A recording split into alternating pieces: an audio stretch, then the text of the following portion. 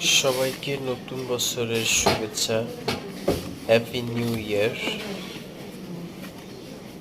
2025 সালের calendar unboxing করছি। সুন্দর একটা কভার ডিজাইন করা হয়েছে, এজন্যই মূলত আজকে আমি ভিডিওটি করলাম। ভিতরে একটি ক্যালেন্ডার আছে এবং উপরে যে কভারটি আছে, কভারটি খুব সুন্দরভাবে একটা প্যাকেজিং ডিজাইন করা হয়েছিল। এটা আমাকে গিফট করা হয়েছে 2025 সালে official calendar.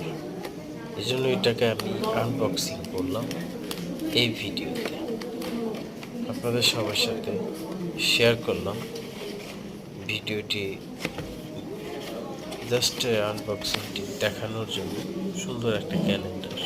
Happy new year.